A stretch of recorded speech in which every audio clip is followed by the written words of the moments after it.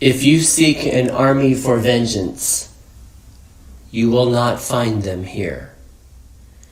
If retribution is your cry, we will not join you in suffering. If you come today to challenge us, to employ violence against humans, physical, economic, psychological, spiritual, sexual, if you violate children, the sacred trust, then you act against yourself and the universe. We are the crane people. Fragile wings torn, bruised, resilient, born from righteous indignation. If you too seek courage to stand in solidarity, coming empty-handed as we do, with only your resolve, then join us.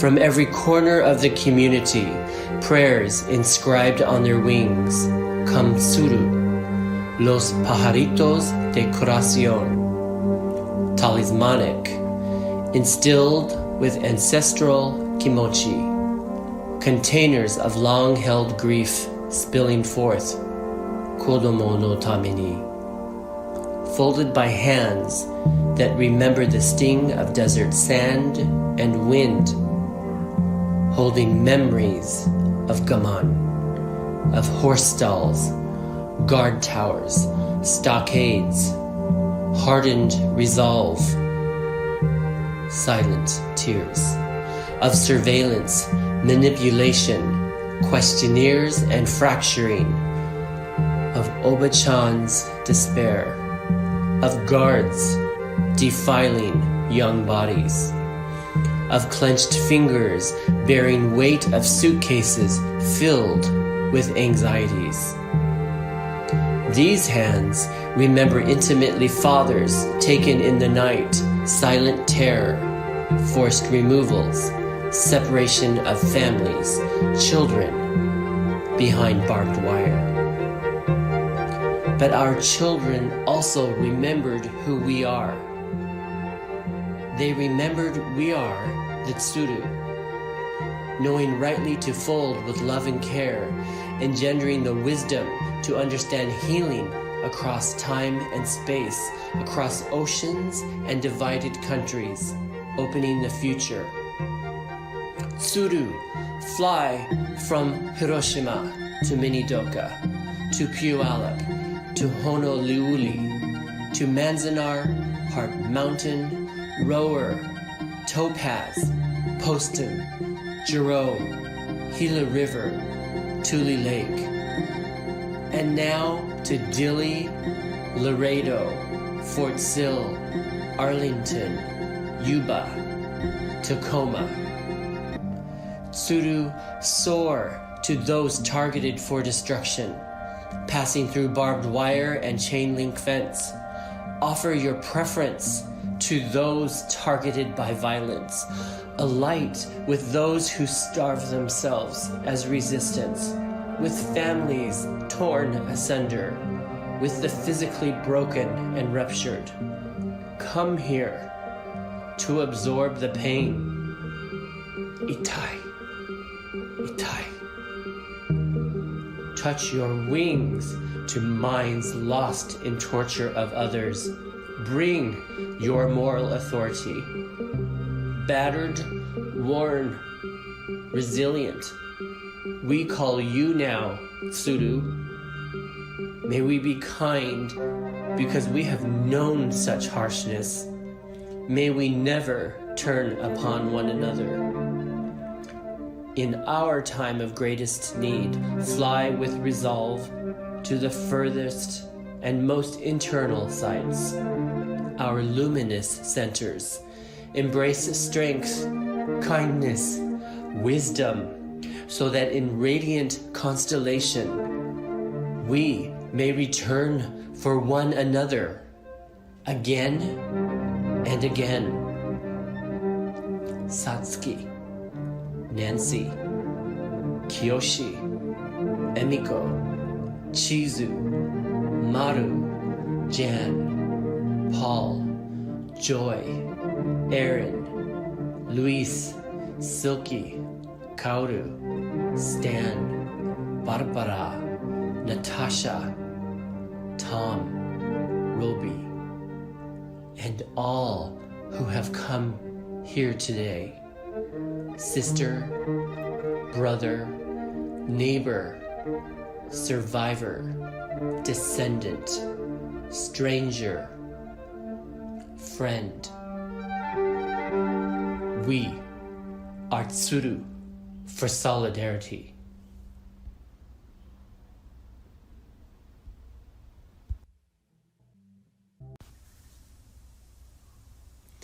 If you seek an army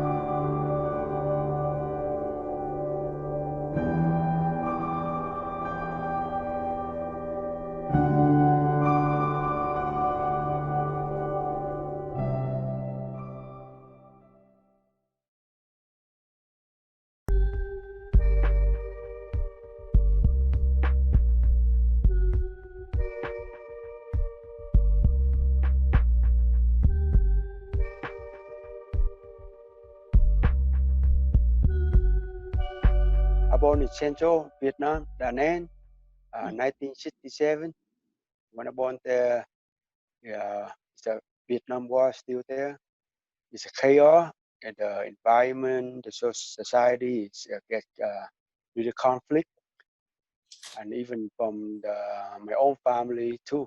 My father married too many wives, and we have conflict with different one another wife, fight over the power and physical abuse. So I grew up with that painful, unfair, reject. So I hold that inside me that life is not fair. Yeah, I live with my mom. I never lived with my father. My father lived with another with his wife, and he sent his kid to escape. And I want to stay with my mom. My mother is that she's sick really bad, and I'm the one to take care of her. In the end, I have to go to take care of my younger brother. That time I was 12 years old, and my brother is 10 years old. We on the boat for 4 days, 3 days, 4 nights. We go to Hong Kong, and we end up in Hong Kong refugee camp. And how long were you there? We were there almost 1 year.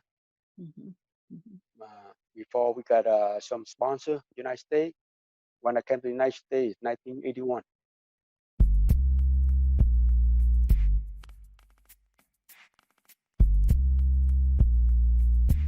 I was ninth grade until 10th grade. I run away. Kind of little verbal abuse from all different sides. So I feel that I was not accepted. I So see. I go out and hang out with those people like come from same like us, got no family, and start hanging around together, and look out each other, to help each other, to defend each other, and that's how I become gang member. The rule we carry out, we believe that we not go hurt any female or hurt any young kids.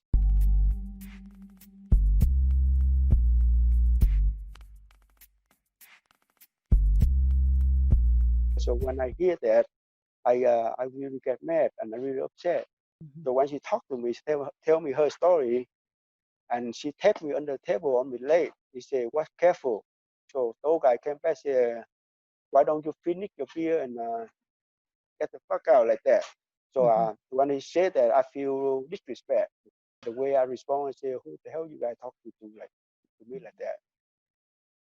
But I feel shame and embarrassing so in front of everybody, all the gang members, because that time I look up I got my reputation, uh, and this guy disrespect me like that, and I feel that I have to do something, and I came back with gun, and that's how I killed this person.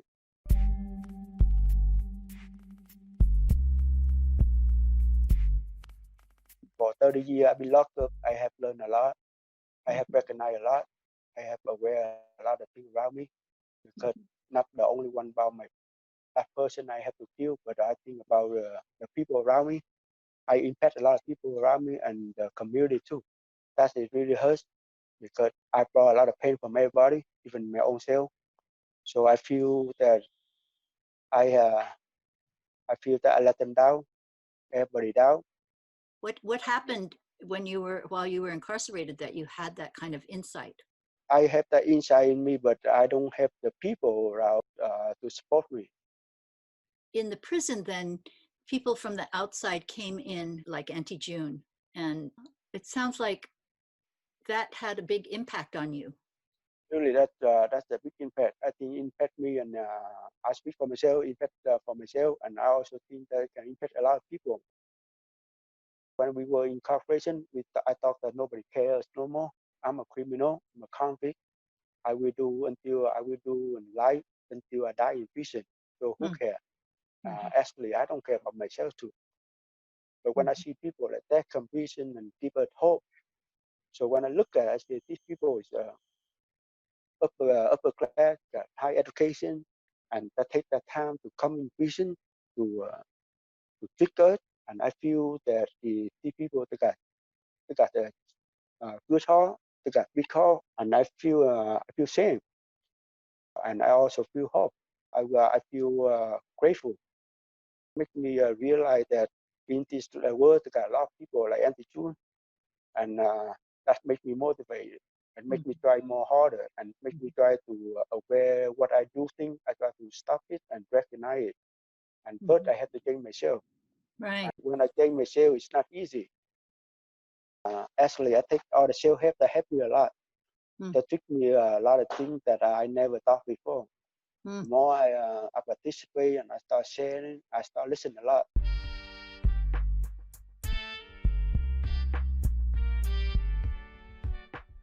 I never thought I'd get there. The way they ask me, I just be honest. I give them the true answer, how I feel, and what I was before and what I am now, and they listen what I say, and they believe in me, and they give me day, and I really overwhelmed and disbelieve me because I thought that I never get out of prison.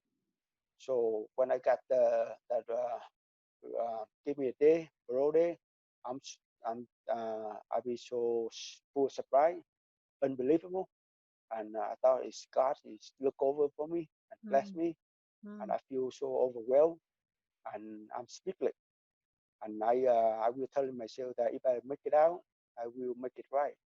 I will help the community. I will go to talk with the young kids, how to stay from the gang, how to stay away from drugs and alcohol.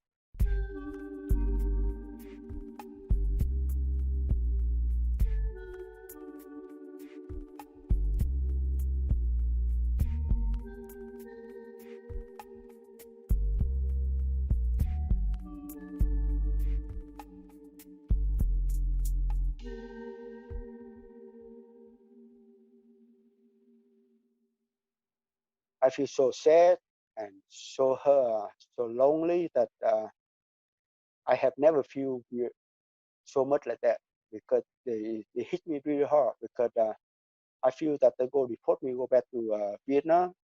But I leave Vietnam when I was 12 years old, and I don't know with nobody. I live over here so long, almost 40 years, and if I come back there, and what's going to happen to me?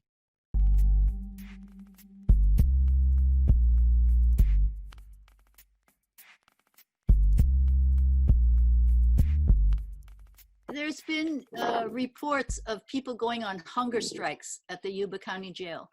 Were you aware of that when you were there? Yes, I'm aware of that because we always lock up inside. No, look like it's the cage. It's the cage. Always stay inside. Have no, you don't cannot see no sunlight. And when you go out the yard for fresh air, there only 1 hour every 2 or 3 days.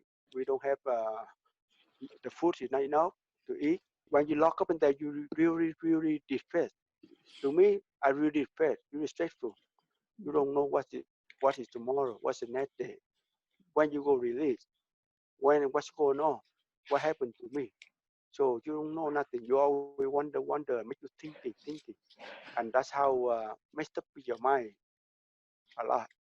Now you've been released. What's going to happen now? I have to show up for next year, January 21st on 2021. What's going to happen? What's going to happen on January 2021? I really don't know. I really worry about the INS. Sometimes they say you go report them, and they just lock you up. I see a lot of people like that. So you're thinking that you'll show up and then you'll get arrested or locked up, locked up, and then deported. I have no power to over that. I hope they don't do that to me.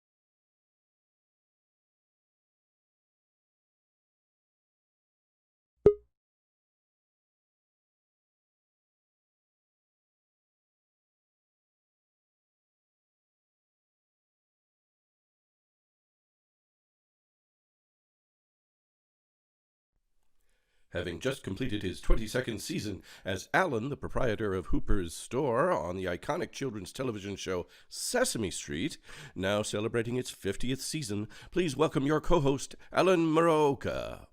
Leslie Ishii is a founding member of Tsuru for Solidarity and is also the artistic director of Alaska's professional theater, Perseverance Theater.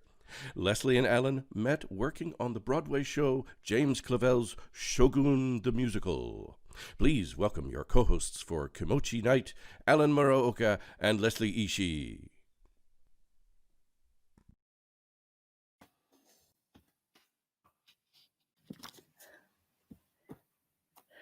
Wow. Oh my gosh. Hi. Wow. Here we are, Kimochi Night, and I get to have a wonderful reunion with my dear colleague, I can see your family, my friend, Alan Muraoka. I'm so excited to be here, Leslie, and to see you. You know, I'm here in New York City, and you are in Alaska, Juneau, correct? That's right. And I think that's the CDC's preferred social distancing distance. So I think we're all set. We're so good. We're so good. So Leslie, it's 7 o'clock here in Yes. New York City, and what happens at 7 o'clock here and around the country is, of course, we thank our frontline workers. And I don't think you can hear it, but outside my door right now is a cacophony of clapping and noisemakers and people playing instruments and banging pots.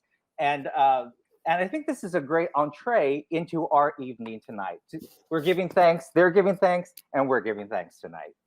Oh, how wonderful, Alan. Thank you for that. I appreciate you sharing that. Yes, we want to appreciate our medical teams and those essential workers that allow us to go and have our needs met. So kudos to them, deep, deep gratitude. But that also speaks to our values here at Tsuru for Solidarity, our values of working cross-community, cross-racially, and also while we're in direct action, but while we're organizing in the in-between, we also make sure we're healing. And we consider healing also a part of direct action. And with that, as this morning, we did land acknowledgement with Tai Defoe and Joan Henry. And we will continue on with blessings this evening as well. So in the spirit of healing, of education, continuing our own self-education around all these issues, I'd like to lift up the Family and Kids Committee here at Tsuru for Solidarity. They have created the most wonderful family discussion guide, these resources that you can find on tsuruforsolidarity.org. Oh, thank you, Alan. You've printed yours out. I love it. And these are ways that the ideas and a curriculum that supports families to talk about Japanese American incarceration and, of course, our present day connections to what is happening with children in camps and families who are impacted by these injustices going on. The other aspect of this curriculum that I just love, yes, it's getting more colorful here, is there is a campaign that the Families and Kids Committee started called #FreeMyFriends. And with that, oh, Alan, I love it. Right? I'm your Vanna White tonight. Yes, my Vanna White, thank you. Yes, these are actual placards that you can color and then put in your window. And as we mobilize for the upcoming virtual actions like this weekend and beyond, we invite our families to participate in these various ways. So thank you for going to tsuruforsolidarity.com under families and kids. And Alan, I see you have some work to do. You need to actually color yours in. I do. I will do that after our broadcast. How's that? I have an activity for the evening now. Thank you. I'll be checking up on you. Okay. I'll be coloring mine. We can do a virtual. We can have a play date together. I love it. I love it. And with that, Alan, we'd like to get our show started. Absolutely. So thank you. I toss the baton to you. Fantastic. The first thing we're going to do tonight is a blessing by Brian Ozaki. Brian Ozaki is a Japanese-American Muslim living in Chicago with his wife Aisha and his two children, Samar and Sophia. He's on the board of the JACL and an active member of the Interfaith and Outreach Committee for the Muslim Community Center of Chicago. Brian is a tireless advocate committed to raising awareness around social injustices and building connections and bridging communities through dialogue. Please welcome to our virtual stage, Brian Ozaki.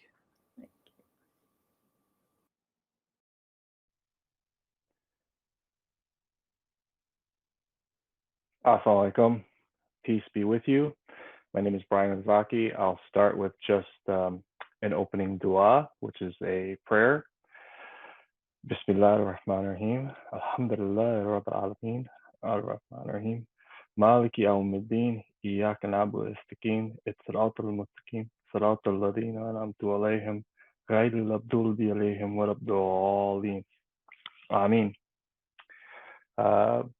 I am a fourth generation Japanese American on my mother's side, third generation on my father's side. Both my parents were incarcerated during 1942.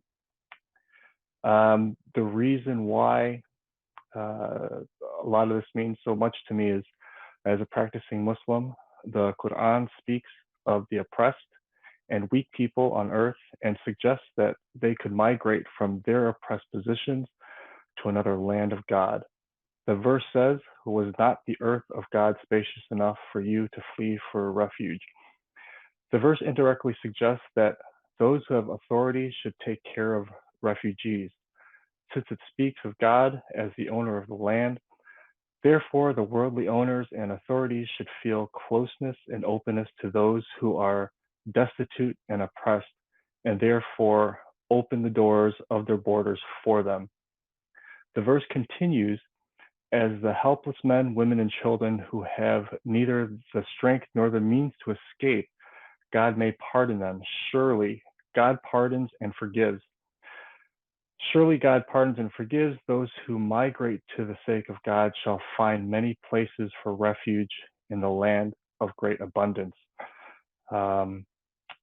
Another part of that chapter, this surah, it tells you, "O who you believed, be persistently standing firm in justice, witnesses for Allah subhanahu wa ta'ala, even if against yourselves for parents and relatives."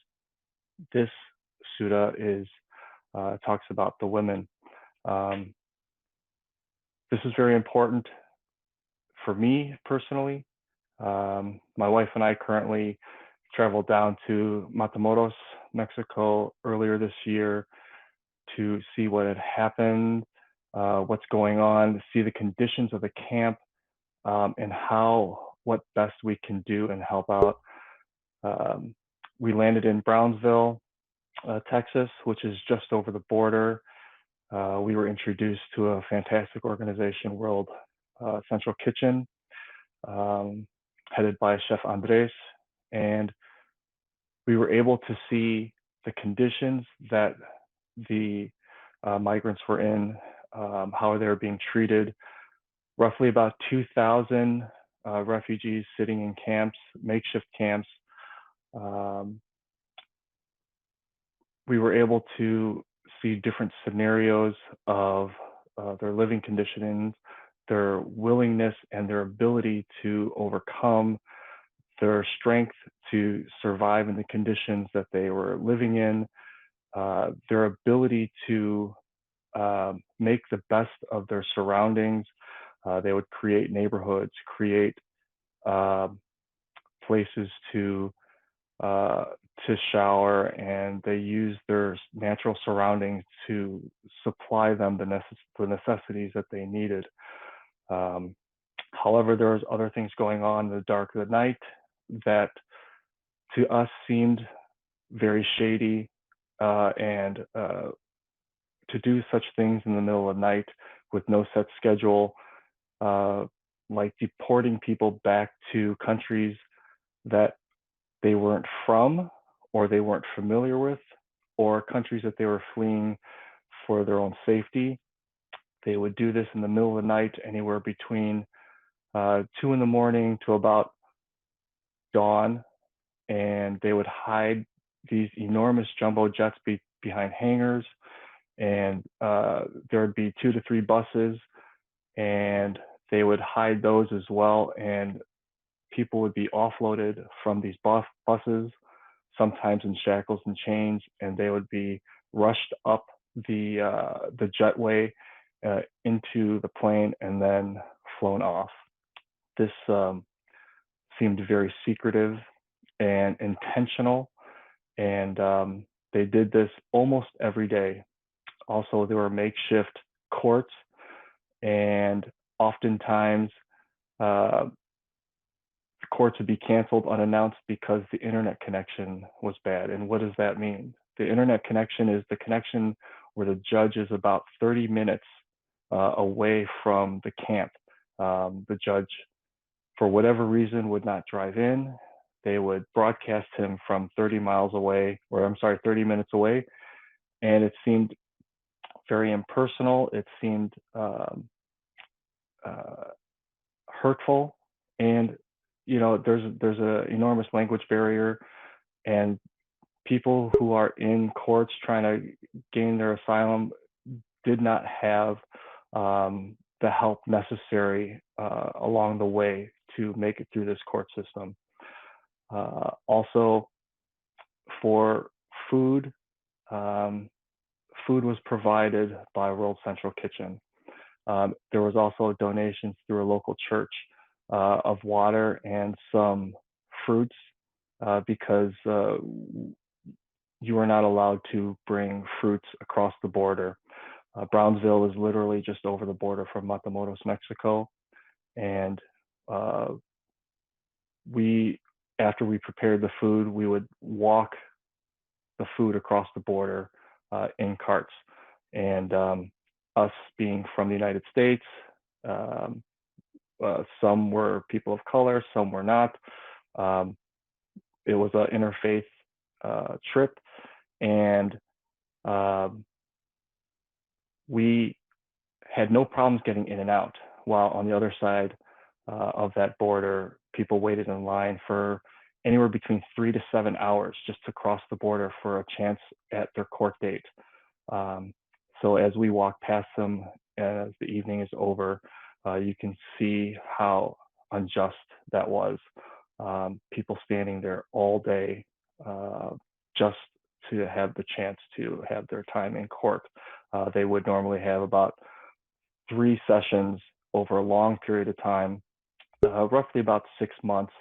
They would be in these camps for their chance in court. And what is happening today with Black Lives Matter, as a Muslim, it is also very important for us. In another surah, we do have another surah that says, "Oh, who you have believed, be persistently standing firm from Allah subhanahu wa ta'ala, witness and injustice, and do not let the hatred of people prevent you from being just. Be just." So this is why all of this is very important for me personally.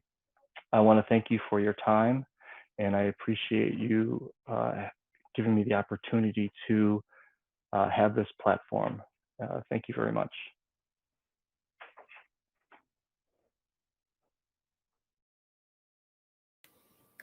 Oh my goodness. Thank you, dear Ozaki-sama, for your words and stories of wisdom and compassion. You inspire us all and help us to walk the path of right purpose. Thank you. Now it is my total pleasure to introduce my dear friend and colleague, for whom I have tremendous, tremendous love and respect, Tai Defoe. Tai is of the Ojibwe and Oneida nations. He is a brilliant performing artist, and actually, I believe his artistry is living activism. And he is also a writer now living in New York City. Many of our colleagues know that Tai is literally everywhere all at once. He texts me from Fuji. It seems like 5 minutes later, he's texting me from Hawaii or Newtok, Alaska, or from Florida. So myself and our colleagues also refer to Tai as prayer in motion. Here to share the Eagle Dance with music by Don Avery, coming to you live from New York City. Please give the best virtual welcome you can give to my dear friend and colleague, Tai Defoe.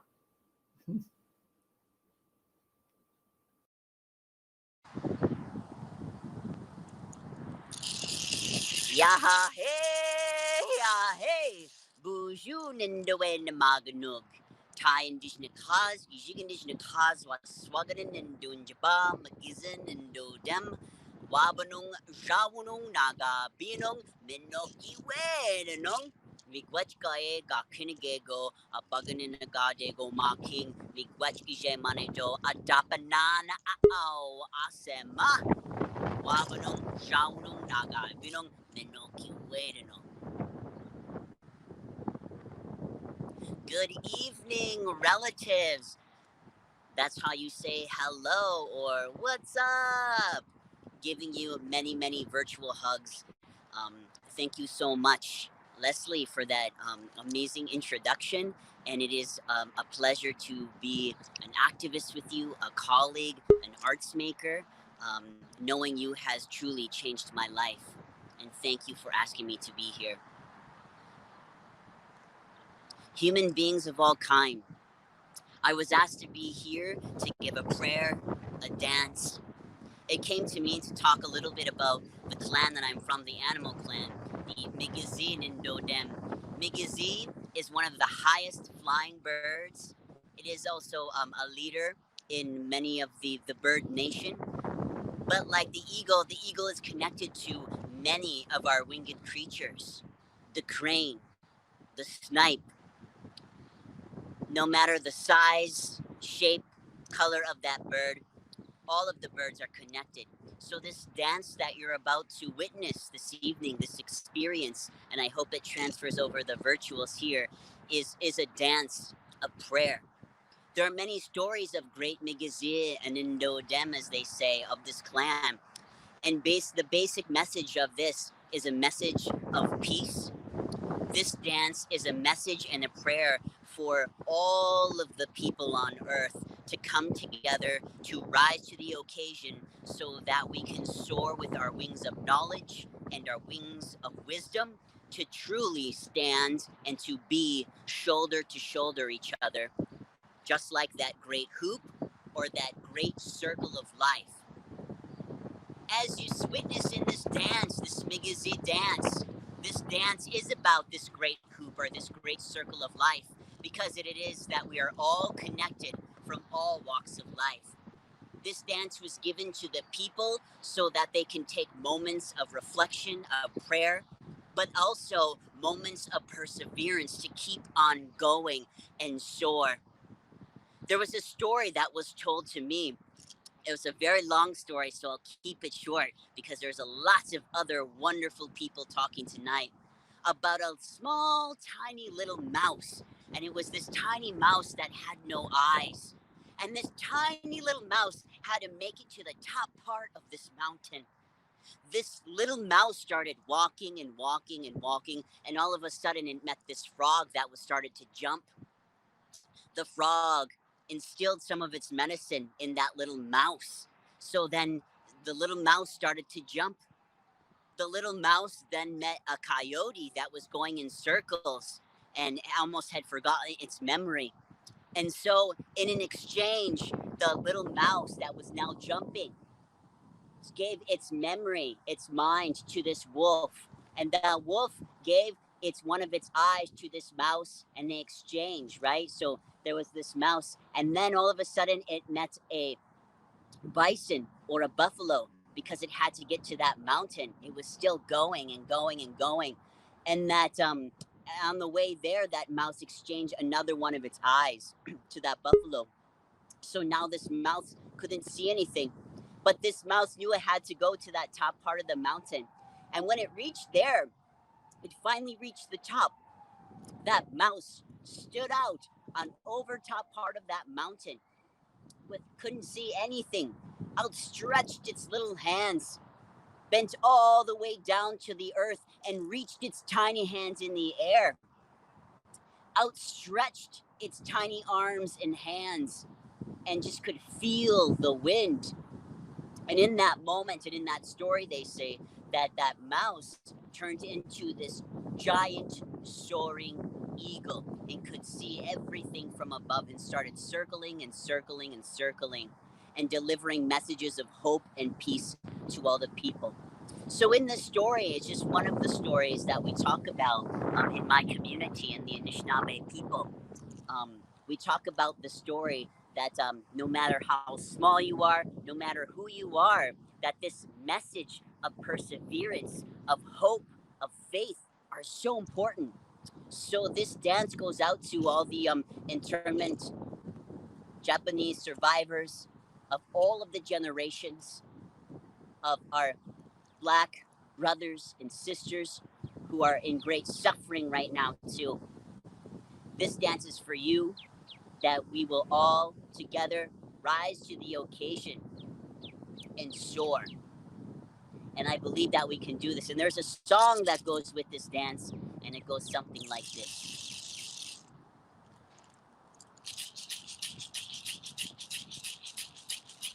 Make it stand and go down, make it stand and go down, make it stand and go down,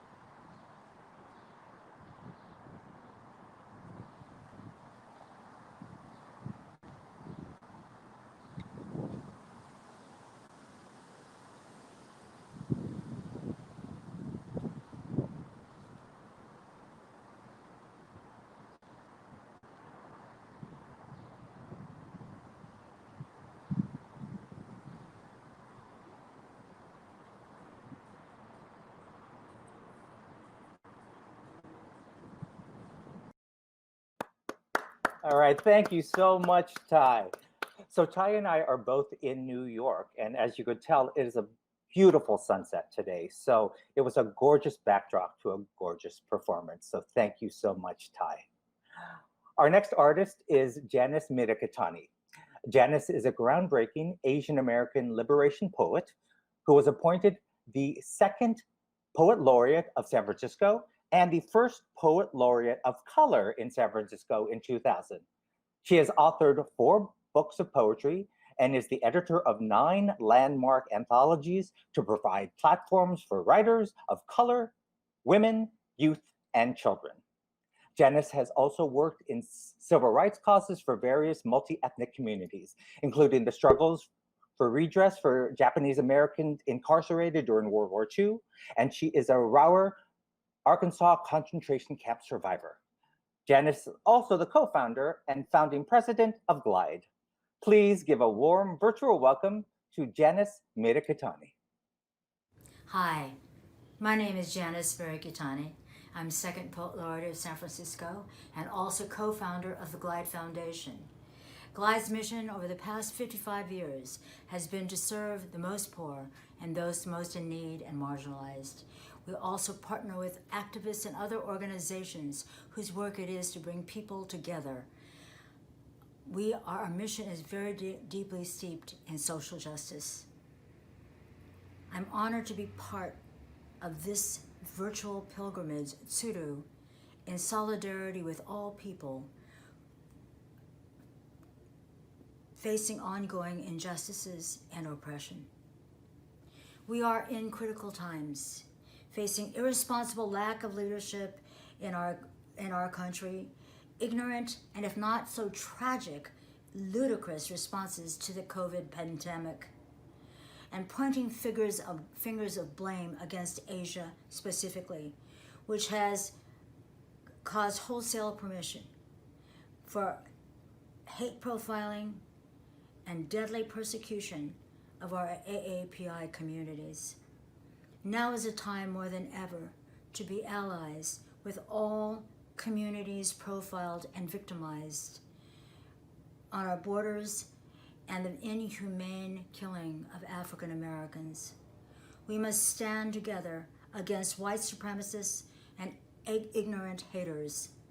This poem is inspired by Nancy Ham's graphic of a person whose wide open mouth with haunting hints of blood spots is a stunning expression and of an outcry and protest for no more blood. We cannot be silent. We are connected by our humanity and our beautiful diversity. Let us remember the World War II concentration camps and continue to shout, no more, no one, not ever. This poem is entitled, What Form of Madness? You build walls to divide us. It's madness. We who served your table, cooked your food, harvested your sugar cane. We have worked your canneries, picked your crops, built your railroads.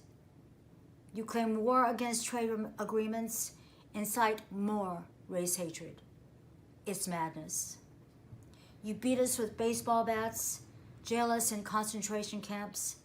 You kidnap our women and sell them as sex slaves. You tell us to go back where we come from, call us enemy aliens. You rip our children from us and cage them like animals. You lynch us, run us out of our homes, tell us to go back to the shitholes where we came from. You call us Jap, Chink, Slope, Tonto, Flip, Spook, Raghead, to cage our humanity. The hate crimes rise. Killings keep mounting. Madness. Do you who hold historical power think you can purchase our passivity? Look about you and see all our mouths. We will not be driven out because of your hate. We will tear down the walls of fear and build bridges of love. We know all acts of compassion are victories in our war for justice. We defy your lies. Ignite the light of truth in our throats. Stand up against violence. We are not alone. We won't dwell in your cages. It's our form of madness.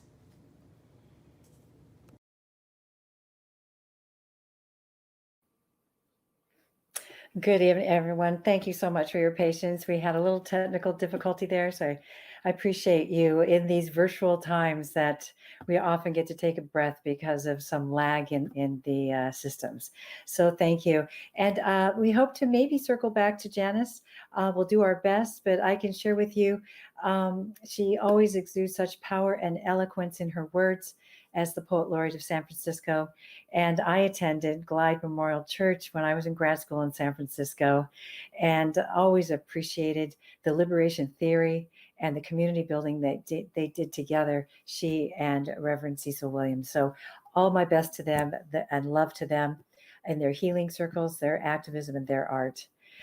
So now I am pleased to introduce to you Devorah Major, also of San Francisco and the San Francisco Third Poet Laureate, and an award-winning poet and fiction writer.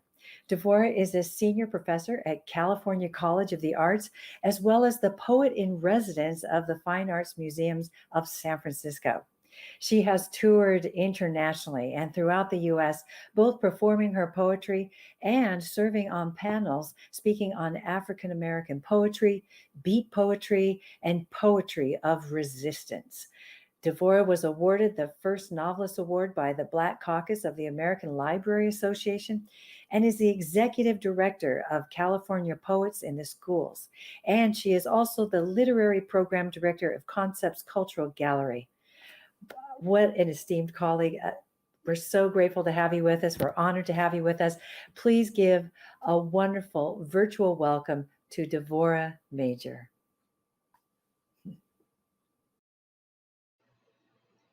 Thank you. It's great to be here. Let me just, two little corrections. I was with Concepts, which is no longer, sadly, and I was the executive director of California Poets in the Schools, but am no longer. Three poems that sadly are for this country, the United States of America, as well as too much of the world. The first one, Torture Song. Don't you hear it? Pull the wires and plugs out of your ear sockets. Can't you feel it? Cut through our waxed delusions, a ragged scream pouring like hot oil inside and around our blistered spirits. Someone is screaming right now. Can't you hear the scream coming from that man, the one who is across the world and yet next door? His screams burn through dark hooded, thick-walled, iron-bolted citadels, and when he screams, he is alone, except for the one who beats him. Shackled and alone, except for the one who watches him get beaten. Tortured and alone, except for we, who can hear him underneath the news reports in a corner of our memory. Someone is screaming right now. We can hear him weeping and begging and praying until he is silent. And another takes his place, and another joins in, and another until the dissonant chords of their knotted howls begin to strangle us. Or maybe it's not those screams we are hearing. Maybe it is the mother screaming as her son is murdered on her doorstep. Or maybe it is his children, their waking and sleeping hours, both wearing the same nightmare face. What I know for sure is someone is screaming right now. At this moment, someone is being tortured and reviled in the name of a country, or in the name of a God, or in the name of you or me. Someone is screaming. And if it's not us yelling back, calling out, if it's not you, if it's not me, screaming, stop! Screaming, no more! Screaming louder and louder until we are heard, until we have stopped the torture song. Who will be left? To hear, to listen, to care. I know you can hear it. We can all hear it. We can cover our ears or turn the music up higher, but the screams will not go away until we stop them. Someone is screaming right now, at this moment. Hear them. And this next one is called Resisting Genocide and is clearly for the now. Everyone is writing poems about George Lloyd or Ahmaud Arbery, Emmett Till or Amadou Diallo, Trayvon Martin or Oscar Grant, Ramarley Graham or Michael Brown, or so many others. But I have been writing poems about Black men murdered in the endlessly declared and undeclared wars of our times, dying while loved, dying while alone, dying while afraid, dying while besieged by enemy, dying while besieged by kin. I have been writing poems about Black men dying for about as long as I have been writing poems. And as I sit here searching for the right words to pen, my mouth is slack, tears held back at the litany of words I have already scribed that roll out beneath me. And the only thing that seems to change are the more dying, ever younger and more innocent, full of possibilities that too few seem able to see. And more are killing each other for reasons even they cannot fully explain. Unreasoned rage, confusion, frustration, and desire. But at the center of each of these poems is the same, the killing of and death of Black men. I already have stacks of poems with sharp-tipped blades cutting my heart. Black people are killed without mercy or remorse, without fear of penalty. One Black person every 28 hours falls from a police officer, security officer, or vigilante, while another 8,000 die each year from killing each other. Each of these murders killing our lives, killing our future. So I write this poem for the living, we need to offer more than cautionary advice. Say yes on demand. Keep your hands up and open. Stay aware and remember, you are a hunted target. Always under siege, prejudged as criminal, wrong on account of color, wrong on account of neighborhood, wrong on account of clothes, wrong on account of music, wrong on account of birth.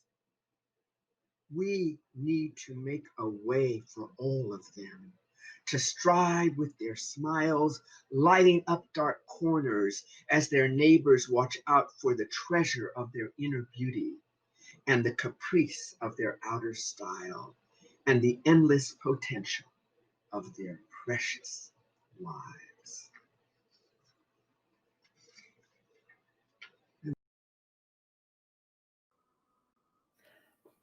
My goodness, wow, what powerful words. Thank you, Devorah Major. I was thinking about the phrase in the corner of our memory, someone is screaming right now, and a title like Resisting Genocide. Powerful, powerful, important work of these. So beautiful. Yes. And so thank you again, Devorah Major. I just want to circle back. I thought for some reason, because of my screen, Janice didn't, her video didn't get on, but in fact she did. So I'm glad that worked out. But nonetheless, I did take with me exactly the liberation theory of Glide Memorial Church. I've never forgotten it. I carry it close. And I again, thank you to Janice and Reverend Cecil Williams for the incredible work they do in healing circles and art and activism. With that, though, this is a wonderful moment. I want to take this time to lift up the Black Lives Matter of Oklahoma, this chapter.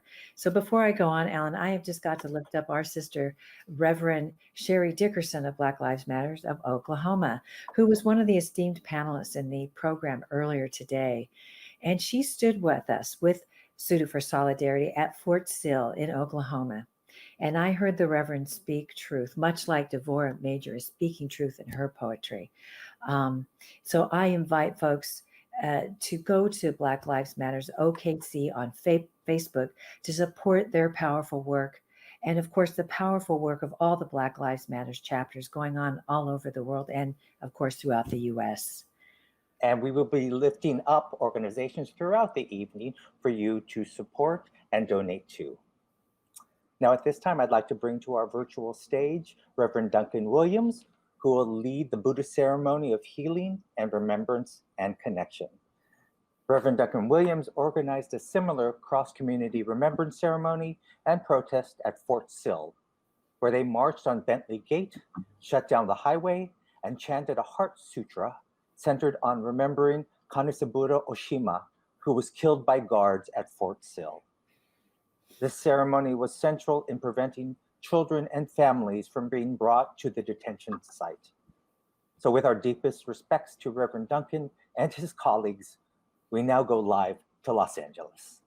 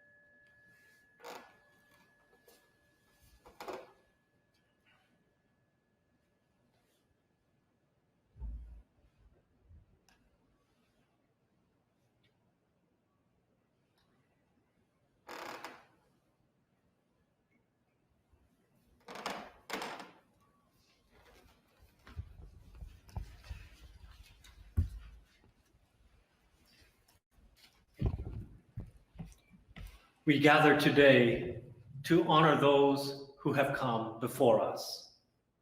A memorial ceremony to recall the teachings of our ancestors and to recall their names. We chant sutras, our scriptures, to help us see clearly.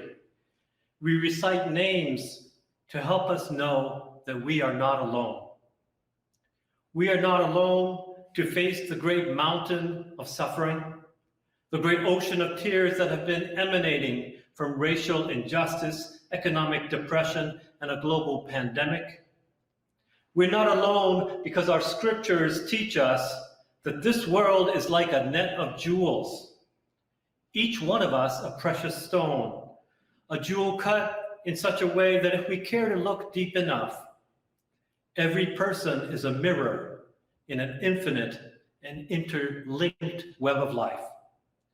And it is because we are interlinked that our destinies are intertwined. Verse 1 of the Shiguseigan declares, Shujo Muhen Seigan Do. Sentient beings are innumerable, yet we vow to liberate all. Nobody can be truly free until we all, without exception, all are free. The path of liberation is therefore not accomplished alone, but only together do we rise up. In the Buddhist tradition, we say that liberation is like a bird taking flight, with one wing of wisdom, the ability to see things clearly, and the other wing, the wing of compassion, the ability to feel the suffering of others as our own. We can't fly to freedom if both wings are not activated. With these tsuru, these origami paper cranes numbering over 125,000, representing those of Japanese ancestry who experienced incarceration back in World War II, with these tsuru, we honor the interlinked histories of communities and the solidarity of liberation together. Today, at Higashi Honganji, a historic Buddhist temple in LA's Little Tokyo, we will activate these tsuru crane by reciting select names of our Japanese American community's ancestors, as well as the names of those from other communities who have also experienced racialized incarceration and violence, family separation, and unjust deportation. Anytime during this ceremony, we therefore invite you to submit in the chat section of this live stream any names of people whom you would like the clergy to recite. And our colleagues in New York, San Francisco, and Mexico will do so, even after the formal close of our memorial service. Today, we activate these cranes through the recitation of scripture and names, because in each fold of these origami paper crane resides a prayer, a yearning for freedom, and an intimation of the many paths we'll need to fly to get there. So, how do we make paper cranes fly? Let us look deeply into our own mirror to see how we can bring the two wings, our wisdom and compassion, our skills, our particularities, to bring down that mountain of suffering. And let us look deeply into the mirrors that are others, to see how we can alleviate suffering in any part of that infinite web of life. For when we alleviate suffering in one jewel of the net, that transformation and healing inevitably resonates throughout the whole net. Moving a mountain, making paper cranes fly, seemingly impossible tasks made possible only when we walk the path of liberation together. This journey of freedom is not without pitfalls. When we inevitably stray from the path, let us recall the words attributed to Dharma Daishi, Nanakorobi Yaoki in the Japanese, 7 times falling down, 8 times get up. When we stumble, we get back up. 1,000,000 times falling down, 1,000,001 times we rise back up. Today, the tsuru are rising, the paper cranes fly.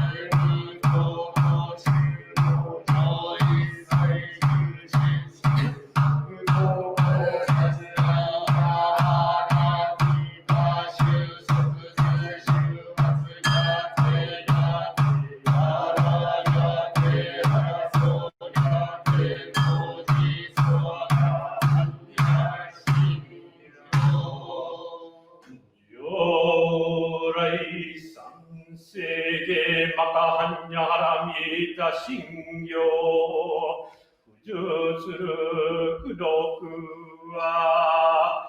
We dedicate the merits of reciting the Sansege and the Heart Sutra by honoring and recalling the names of Sachiko Tanabe, August 1944, Japanese Peruvian, 11-year-old, drowned in water at the Crystal City internment camp, Texas. Together, we recall and honor Angela Valeria Martinez, June 2019, El Salvadoran 23-month-old, drowned in the Rio Grande with her father during a border crossing. We recall and honor Juichi Tsuru-min, December 1941, the 42-year-old Mexican national of Japanese heritage, rounded up by U.S. security agencies immediately after Pearl Harbor, confined at the Tuna Canyon Detention Station in California, and then deported to Mexico. Together, we recall and honor Johanna Medina Leon, June 2019, 25-year-old El Salvadoran transgender nurse and asylum seeker, died in the ICE Immigration Otero County Processing Center in New Mexico after being denied medical care whilst in the midst of deportation proceedings. We recall and honor James Hatsuaki Wakasa, April 1943, 65-year-old Japanese cook, shot by military police sentry while taking a walk parallel to the fence at the WRA camp in Topaz, Utah.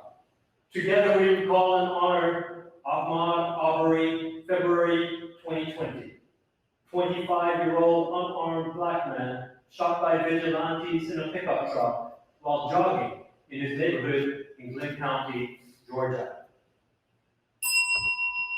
We recall and honor Tatsuo Inoue, December 1943, a 33-year-old Japanese confined in a prison within a prison, enduring a hunger strike within the Tula Lake stockade to protest food shortages and the brutal treatment of community leaders in the Tula Lake concentration camp, California. Together, we recall and honor Ronaldo Umanya, March 2020, 30-year-old immigrant from El Salvador who endured a hunger strike within the ICE detention facility in Hudson County, New Jersey, demanding toilet paper and soap for immigrant detainees to protect themselves from the COVID-19 virus. We recall and honor Hirota Isomura, July 1942, 59-year-old fisherman forcibly removed from his home in San Pedro, California, shot by U.S. Army guard, accused of trying to escape the U.S. Army camp Lordsburg, New Mexico, despite being physically disabled and barely able to walk. Together we recall and honor Breonna Taylor, March 2020, 26-year-old African-American emergency medical technician, killed in her own bed at her Louisville, Kentucky apartment by police officers who had stormed in without knocking or identifying themselves, striking her with at least 8 shots. We recall and honor Jungo Kino, December 1941, a 65-year-old Japanese garage mechanic shot in Stockton, California due to rising anti-Japanese vigilantism after the Pearl Harbor attack. Together we recall and honor Boy Chung, March 2020, a Burmese-American father attacked and stabbed in a Sam's Club in Midland, Texas, by a man claiming that Chinese-looking people were spreading the COVID-19 virus. We recall and honor Kanesaburo Oshima, May 1942, 58-year-old Japanese store owner shot by guards in the back of the neck at the fence at the Fort Sill internment camp in Oklahoma, leaving behind his wife and 11 children in Kona, Hawaii. Together, we recall and honor George Floyd, May 2020, an unarmed 46-year-old black man and father of 5 children, killed by a knee of a police officer on his neck for 8 minutes, 46 seconds His last words, "Mama, please," and "I can't breathe." We recall and honor James Ito, December 1942, a 17-year-old Japanese American born in LA, shot by military police in the haze of tear gas during the WRA Camp Manzanas protest against unfair police arrests, killed instantly while officers shouted, "Remember Pearl Harbor." Together we recall and honor David McAtee, June 2020, 46-year-old black business owner in Louisville, Kentucky, shot and killed by police during a protest centered on the deaths at the hands of police officers of Breonna Taylor and George Floyd. 願わくはこの黒くをもってあまねく一斉に及ぼし、我々と主情皆共に仏道を上善こと。We have recalled and honored the names of those who have come before us. May they, together with us and all sentient beings, achieve liberation together. Namu Ke Butsu, Namu Kie Butsu, Namu Ke Ho, Namu Kie Ho, Namu Ke So. Namu Kie So.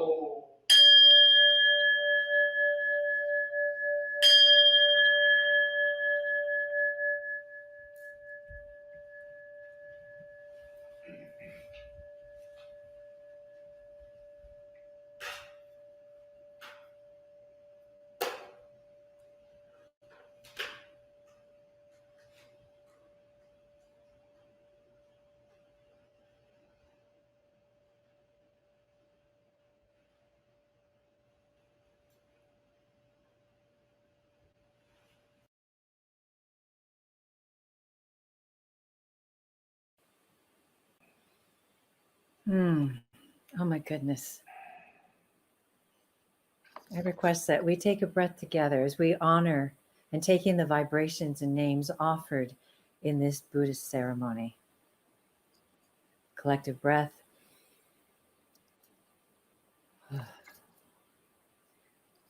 Thank you to all the reverends from Los Angeles, San Francisco, New York, and Mexico.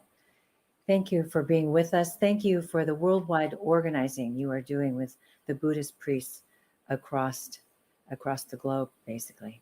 Yeah. And as we continue to try to bring folks together to be a unified voice for justice, our next lift up is for the American Indian Movement, or AIM. Tsuru's first direct action in Oklahoma was with AIM at Fort Sill, and AIM is now one of the most important alliances for Tsuru. I invite you to donate to the American Indian Movement at iamovement.org. Take it away, Leslie. Thank you. Yes. And now moving on in our program, Taiko has been central in Tsuru for Solidarity for its from its very first protests, whether the first one of the two that we did at Fort Sill or in Dilley, Texas. My brother Mike tells the story of Amaterasu, one of the goddesses in the origin story of Japan, and how she was discouraged with humanity. So she went inside the great mountain and the world plunged into darkness. Hearing the clamoring of humanity, the drum, she reemerged from the mountain, bringing light back into the world.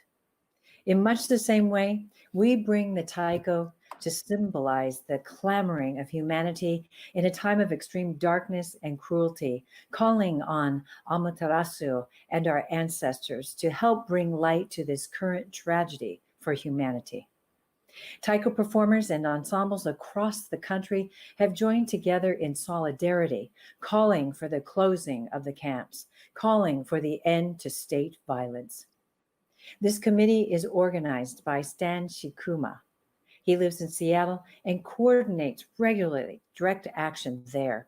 He is a founding member of Tsuru for Solidarity. He is a major force in the Taiko network, organizing Taiko players for national direct action. And also Courtney Ozaki, who also serves on the Tsuru Performers Committee, was also instrumental in bringing Taiko players not only to Fort Sill, but also to the Dilley, Texas direct action. Courtney is a founding member of Tsuru and co-organizer of the Taiko Committee. She is also a major force in the Taiko world, and she brings her generation's work to national direct action as well. Please join us in giving Stan and Courtney, just like the Taiko drums, a thunderous virtual welcome. Yay.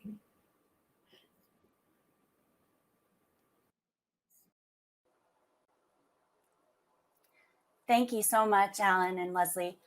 When Tsuru for Solidarity began planning for its march in Washington, D.C., our team, Tsuru-min Taiko, started to coordinate 100 plus Taiko players from around the country to join the march in Washington, D.C. and provide inspiration and encouragement to fellow marchers. Supported by a grant from the Taiko Community Alliance, we plan to bring together these players to synchronize our Taiko voices with survivors of Japanese American concentration camps, allies, supporters, and victims of injustices to communicate a powerful message of solidarity and hope. Stan? Thank you, Courtney, and thank you, Leslie and Alan. Taiko, Taiko is a powerful expression of Japanese American social and cultural heritage.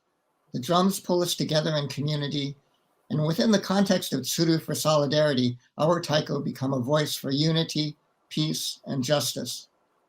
With that in mind, Tsuru-min Taiko has produced a short video montage titled Tsuru-min Matsuri, or Crane People Festival, for the Kimochi Cultural Program tonight. We thank our many supporters in the Taiko community, both here and abroad, for their participation and creative submissions.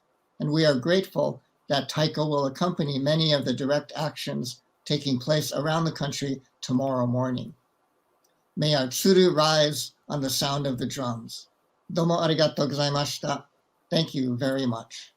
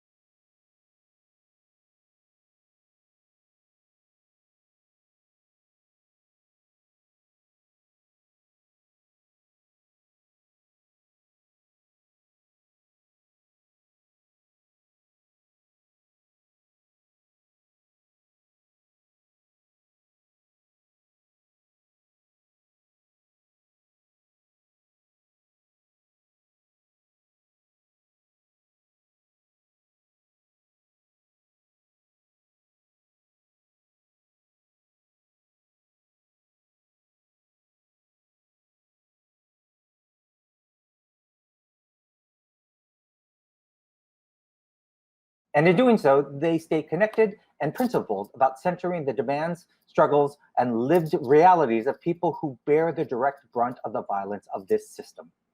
For more information and to donate, you can visit their website at www.laresistencianw.org. And now, next performing on our virtual stage is the Quetzal Family Trio.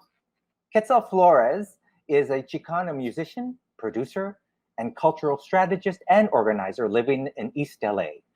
He is the founder and musical director of the Grammy award-winning Chicano band Quetzal. Tonight, he will be performing with his son, Sandinos, and Martha Gonzalez. And they're going to be performing a song called La Estrella del Norte, the North Star. Quetzal's son, Sandinos, wrote the composition, and it was inspired by the Drinking Gourd song, which was a song that enslaved Black people sang to their children to orient their journey to freedom and liberation. Sandinos also wanted to make the connection to the migration northward of people and children from Mexico and Latin America. So please welcome to our virtual stage, the Quetzal Family Trio.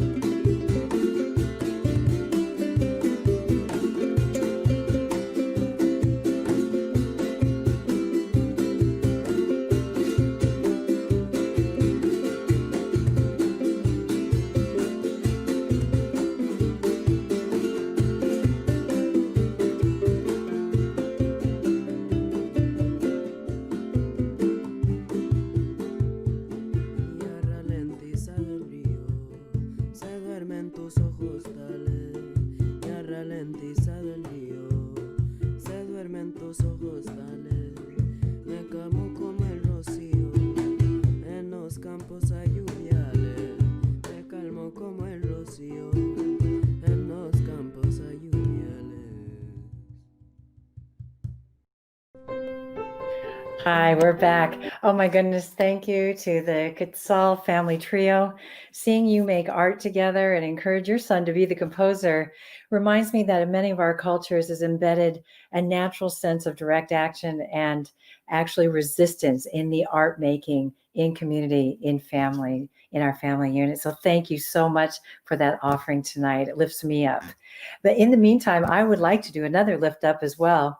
And lives, I want to share with you that lives are already at risk in detention. And with the spread of the coronavirus, choosing to deprive people of their freedom and disregard the national social distancing guidelines contributes to the lethal conditions of incarceration. So therefore, I invite you, please, to donate to detentionwatchnetwork.org to support their efforts to free detainees and to close the camps. Tsuru for Solidarity is a proud member of the Detention Watch Network. Thank you so much, Detention Watch Network, for the incredible work that you do. Now it's my pleasure to introduce Joy Shigaki, who is also, like myself, I relate, another Yonsei from Seattle. Her family was imprisoned in Minidoka in Idaho during World War II. Early exposure to her family's experience informed her deep commitment to social and racial justice, movement building, and reconciliation work. Beautiful, Joy. And I'd like to also introduce Erin Shigaki. She's also a sensei from Seattle, another Seattle sister, and creates art focused on the experiences of communities of color. Erin shares stories about beauty and resilience under difficult conditions and the roles of education and incremental healing. Erin and Joy, it's our pleasure to have you on the program.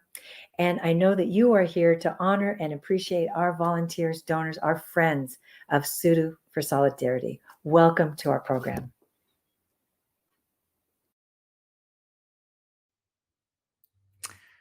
Hi, everyone. Thank you all for being in beloved community today and tomorrow with Tsuru, and for committing your time to our continual work to connect our incarceration experience as Japanese Americans to larger issues of racial and social injustice in this country.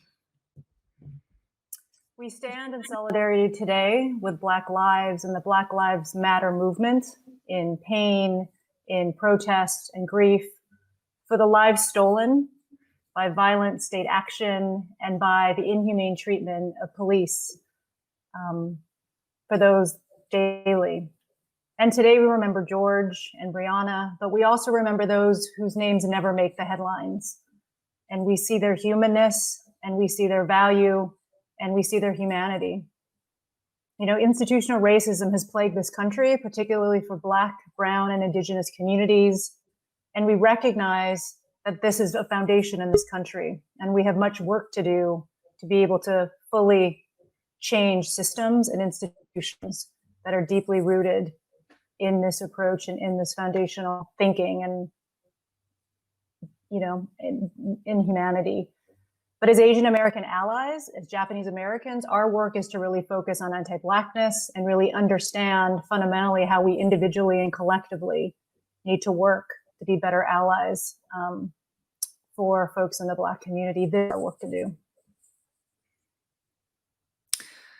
So Joy and I are here because our family survived their incarceration in Minidoka, and we're here because our sensei mother did not know the stories of her parents' incarceration, and she encouraged us to ask, and has been on this journey of learning and healing with us ever since.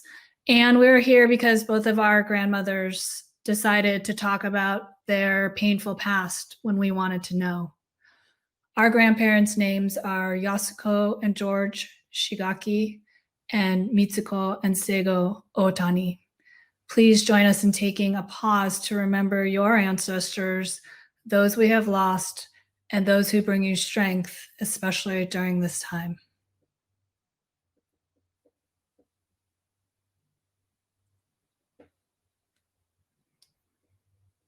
So we carry the early experiences of our families, of our ancestors, their pain, their resilience, and we bring it forward and connect it to other social justice movements locally and nationally. Because in this, we recognize that our injustice, our pain, our oppression is intrinsically linked. But in that too, our collective resistance and our healing also is linked. And so showing up for Black Lives movements, for taking direction from leaders in the community will be absolutely critical for us, along with being able to model respect in Brown and Indigenous communities as well, that really will allow freedom for all of us. We just want to thank a few of our partners, Detention Watch Network and its member organizations, Center for Constitutional Rights, Densho, a tremendous partner since the beginning, operating as our first fiscal sponsor, Alliance for Global Justice, our current fiscal sponsor, and the many other community and grassroots organizations working alongside us that have been with us during this day. You have taught us how to be inclusive and how to be strong allies. So we want to also say thank you to many of you who are here. Kimochi is really about good spirit, and community is really built around that kimochi. The movement of Tsuru is ultimately too about building stronger connections with one another, and it's amazing to have all of you here. We have pivoted to an online gathering and protest because we also recognize how powerful it is to come together and focus and do the work collectively. And it's led to really beautiful and powerful movements like this weekend. There are hundreds of you who have given of your hearts and your time and your talent through your pain. And we really want to acknowledge that commitment. So we thank the hundreds of volunteers who've been so generous of their time and talent, of folding the thousands and thousands of cranes in your homes, in your places of worship, in your community. For many of you who've been organizing and promoting and attending local actions in your cities.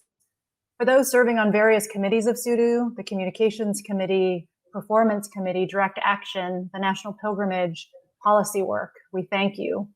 For those who are organizing local fundraising events and education and facilitating conversation, we acknowledge you and we thank you. And those that pivoted quickly at the time of the pandemic to online events and online fold-ins and also social distancing actions. Those have all been really critical to our work. And we also want to thank you for those who've been generously of your treasures, of donating to Tsuru. And there have been a number of organizations and foundations and individuals who've been incredibly generous. And we want to just say thank you so much for offering up all of your gifts. But there's been hundreds of you, individuals and organizations of worship who've offered so generously to the work of Tsuru and the work that will continue to be ahead of us. In Japanese, we say thank you again for being with us.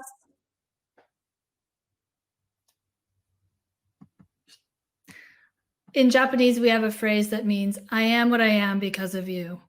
To the ancestors and to all of you, okage-sama de. Please take care of each other.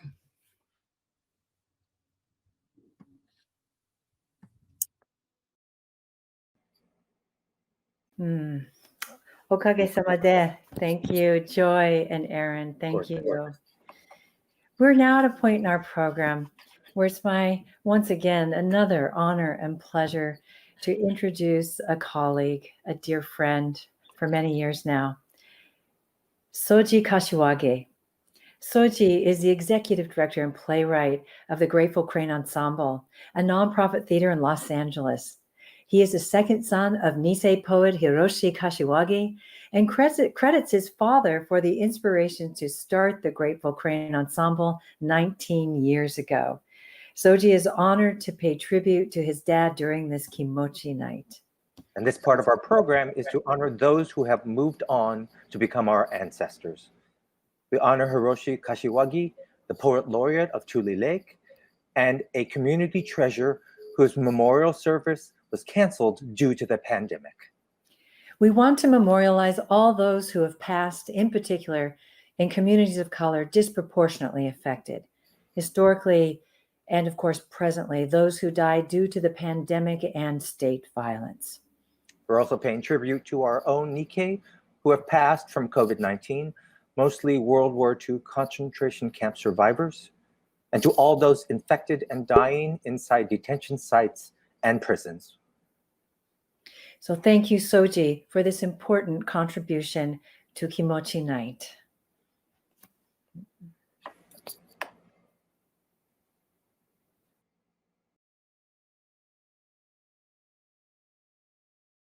If you see something that's wrong, you must speak out against it. These are the words of my late father, activist and writer Hiroshi Kashiwagi, and they are words he lived by for most of his 96 years of life. They are with him at a Japantown rally in 2016, when he spoke out in support of Muslim Americans who were being scapegoated as terrorists and the enemy. Stay strong, he said, and assert your rights as citizens, rights guaranteed to you by our Constitution. I could say that because I lived through it. What happened to us was wrong, and I wasn't going to take it. We had a right to protest. He, of course, was referring to the mass incarceration of 120,000 Japanese Americans during World War II. As a 20-year-old second-generation Japanese American, he had studied our Constitution, and he knew his rights. But then, he and our entire community was betrayed, taken at gunpoint, and locked up in concentration camps located in the Badlands of America. They lost their homes, their businesses, their hopes and dreams, gone. And in 1943, as my dad sat behind barbed wires at Tule Lake, California, the U.S. government decided to question his loyalty. For my dad, this was the final straw. Here was my position, he said. Why was I, an American citizen, thrown in prison without cause, without due process? Why were they questioning my loyalty now? I was an American, a loyal American. If they restored my status as a rightful citizen, let me out of this prison, I would do anything required of me. Why should I answer these questions? I would follow my conscience and refuse to register. His refusal to answer the two loyalty questions were interpreted as no answers, and he and others were branded by the government and members of our own community as disloyal, good-for-nothing troublemakers. He became known as a no-no boy, a stigma which would remain with him for the rest of his life. But even though the no-no boys were omitted from our history and ostracized by our community, he knew that his courageous stance was in the American spirit of protest and dissent. And it wasn't just for Japanese Americans. It was for the rights of all Americans. Throughout his life, that is why he spoke out. What happened to him, he didn't want to see happen to anybody else ever again. He inspired young people with his poems, educated the public with his camp plays, and as an actor, he put a human face to the camp experience so people could understand this tragedy and injustice, not with their heads, but with their hearts. And year after year, he would inspire others to take a stand and speak out for redress and reparations, against the Muslim ban, to stop family separation at the border. He would also inspire me to start our own theater group, where I would go on to write camp plays and join him as an activist in his continuing fight for justice. In 2018, at age 95, my dad spoke out again at a rally in San Francisco's Japantown. Satsuki Ina from Tsuru for Solidarity was sitting with my dad and waiting to speak. It was freezing cold, she said, and I wondered to myself, what are we doing here? But then I looked over at Hiroshi, who at age 95 was taking a stand because the issue at hand was too important not to. It was then that I said to myself, if Mr. Kashiwagi can do it, then so must I. I'd like to end with an excerpt from my dad's most famous poem, A Meeting at Tule Lake. He read it for the first time to 200 college students at the Second Tule Lake Pilgrimage on April 19th, 1975. I'm glad I made this trip. Somehow I feel a meeting of youths, your energy, your enthusiasm, your sense of justice, with the youth that I was, idealistic, intense, angry. It's a happy meeting, to meet, to share, to learn, to struggle, to continue. I sense an immense feeling of continuity with you, all of you. Yes, it's right. It's right. And I'm glad I came back to Tule Lake with you. Thank you all for listening, and thank you for remembering my dad, Hiroshi Kashiwagi. Now join me in welcoming Grateful Crane's young singers, the Grateful Four, as they honor and remember those who have passed away recently and due to COVID-19. Thank you.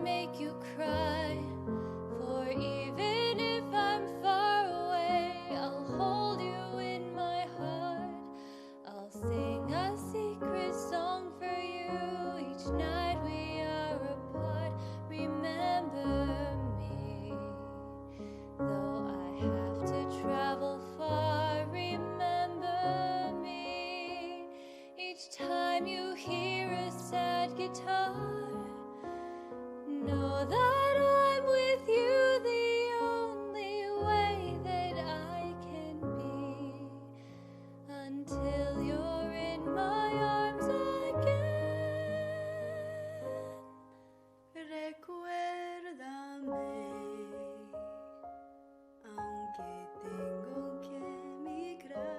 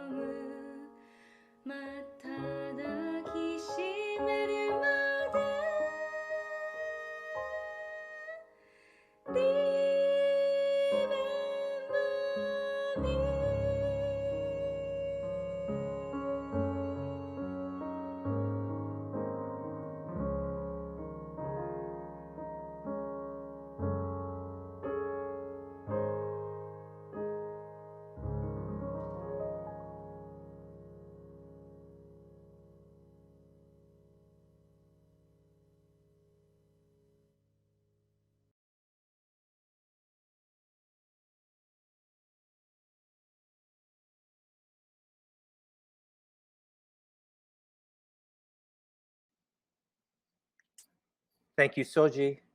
And thank you, Grateful for that beautiful remembrance. So I've just been informed that my mic was not on for my last lift up. So I'm going to do 2 lift ups back to back. So the first one to repeat is a lift up for La Resistencia, who is doing the heavy lifting of supporting those facing detention and deportation. Founded in 2014, La Resistencia is a grassroots organization based in Washington State. Their goals include the shutting down of the Northwest Detention Center in Tacoma, Washington, and to make it as difficult as possible for ICE to deport anyone from Washington State.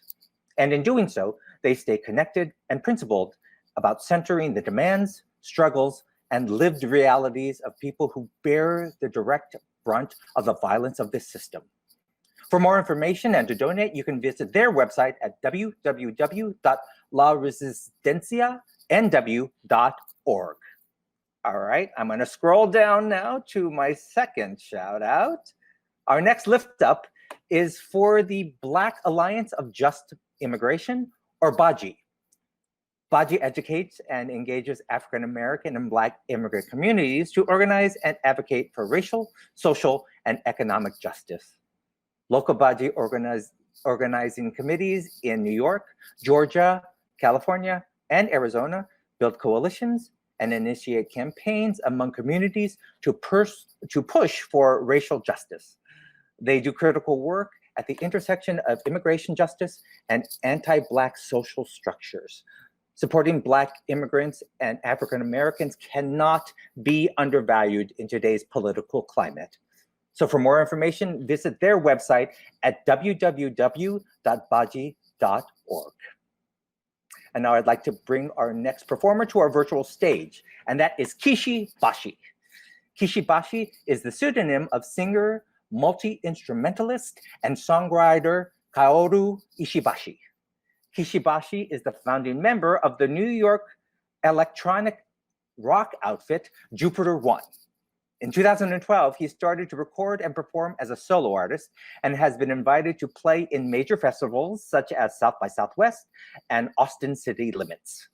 He has toured throughout North America and Europe, and his latest album, Omoyari, was released in late May and available on all platforms. Please welcome to our virtual stage, Kishi Bashi.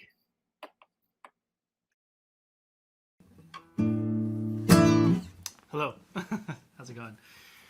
Yeah, my name is Kishi Bashi. I live in Athens, Georgia. I'm so honored to be here. I actually got a chance to meet La Resistencia and Tsuru in Tacoma for the protest against the Northwest Detention Center. You know, kimochi means feelings, so it has nothing to do with mochi, the food. So I'm just going to share some feelings on my mind. And I am so glad that we are now, that this movement is also embracing the Black Lives Matter movement and really kind of confronting anti-Blackness within the Asian American community. You know, it's like, you know, as an Asian guy, you know, I've never thought I would get shot, you know, when being pulled over, or never had the cops call me on a store, you know. And I've had this privilege, we have this privilege when dealing with law enforcement that white people kind of do. And so I'd like to dedicate this first song because ultimately it's about racism. This song is called Angeline. It's on my new album, and I wrote it about convict leasing. Convict leasing. So you see, after the Civil War, like newly freed slaves were re-enslaved as convicts, oftentimes working on the same platforms that they were, plantations that they were actually freed from. You see, in order to imprison someone, a Japanese American in World War II, an immigrant today, you know, we have to dehumanize them. And this is truly at the core of why racism still exists in all facets of society. You know, you have to be inhumane to incarcerate someone. So it's called Angeline.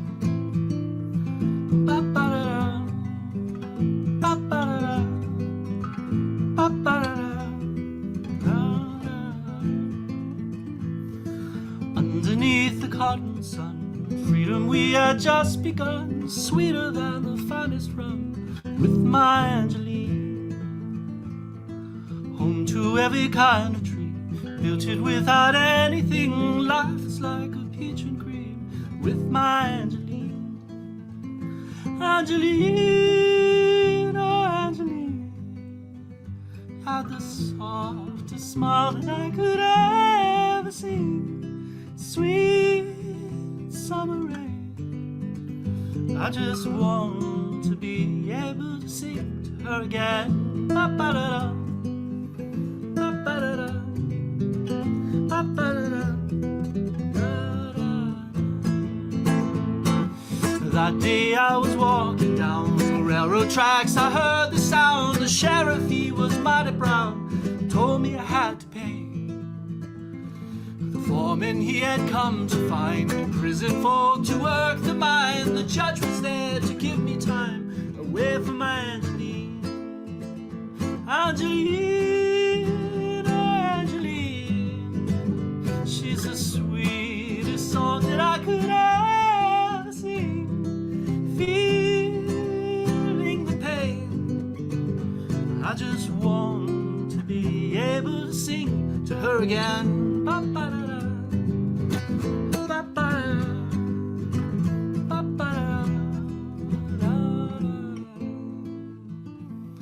7 years until I'm free, working off this prison fee. My fingers smell like kerosene in a mine in Tennessee. Every day I hold my breath, every hour wish for death. Angeline, she'd settled west, away from Tennessee. Tennessee, oh Tennessee, you have the darkest veins that I have ever seen. Deep in the mind, Angeline, your memories won't let me die.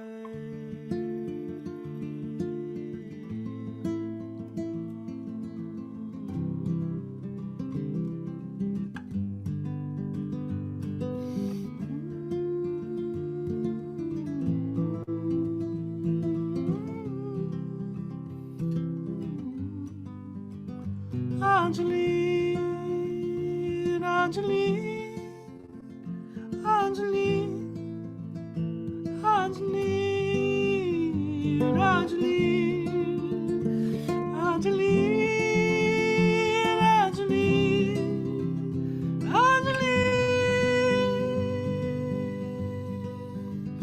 Angeline, Angeline, oh Angeline, had the softest smile that I have ever seen.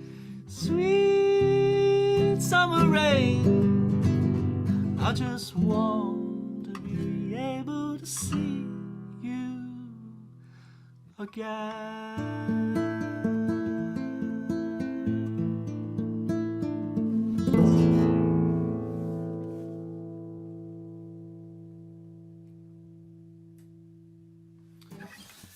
Nice. Okay.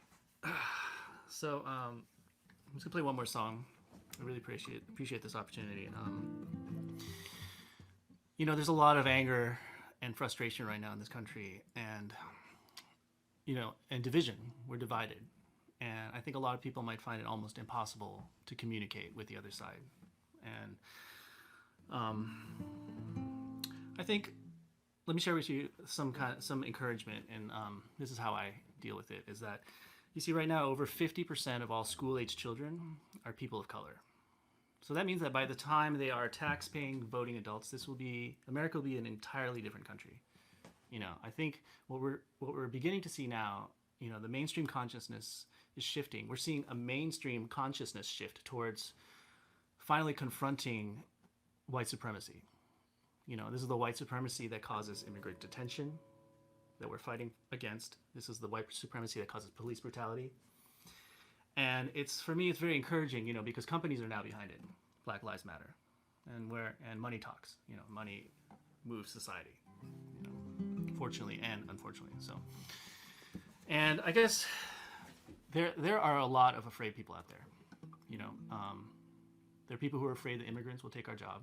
They're afraid that their good way of life is going to change for the worse. So let's have a heart. Let's be like, hey neighbor, don't be afraid. America's changing. You know, everybody should have a chance to be happy now. You know, let's change together.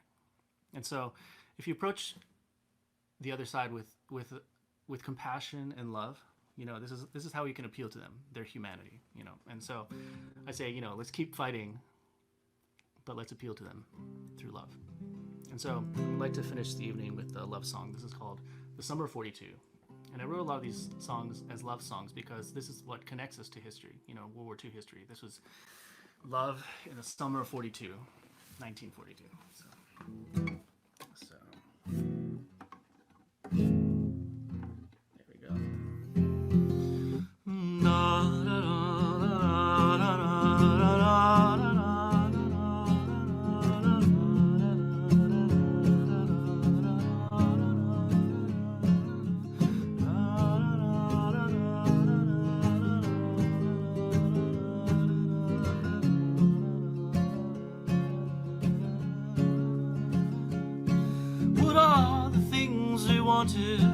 The same as anyone, just a hand to hold a little after all is said and done. And the days are long and open, 'cause I had a view of you that summer of 42, when I was in love with you. Counting stars above us, we dream as Xanadu, we'd sneak off to the desert, the sound of your fancy shoes. The first day that I met you, I wrote down in my book, I'm in love with you, I'm in love with you.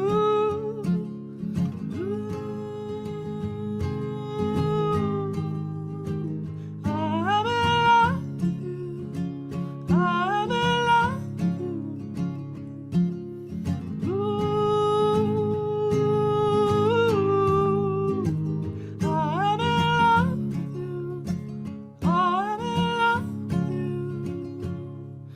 Days have gone asunder, the chaos of the war made men of everybody, but the memories I adore. We named our favorite sunsets, and I remember very few that summer of 42, when I was in love with you. The years have turned to ages, and I know you someone new. I look for you with every breath, a soldier wreck with solitude. I climbed to the highest mountain and I shouted to our view, I was in love with you, I was in love with you.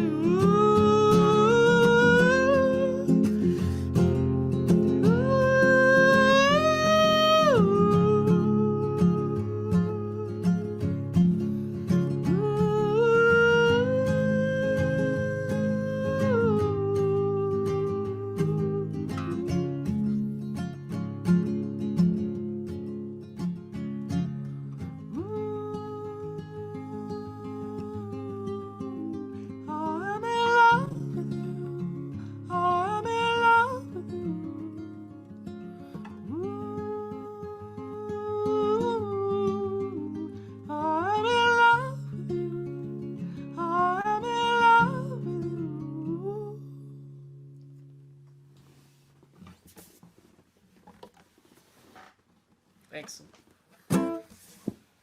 Close the camps. Black Lives Matter. Yeah, well,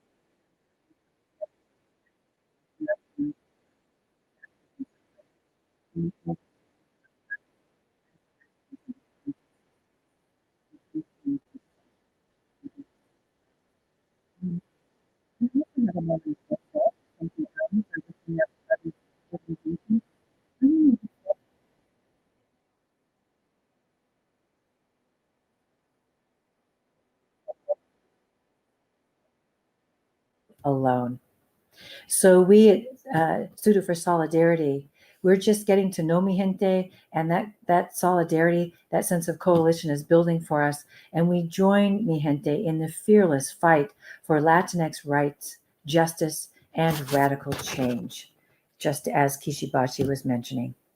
So please donate to migente.net. They're doing important, powerful work. They're on the front lines. Thank you for that work, mi gente.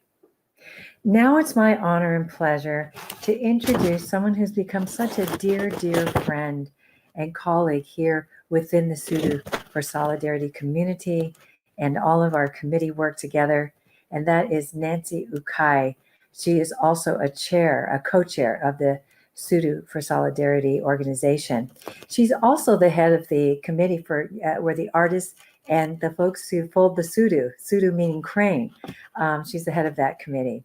Nancy is a writer, a researcher who helped lead a social media protest to stop the Ragu auction of Japanese American concentration camps artifacts in 2015, researching the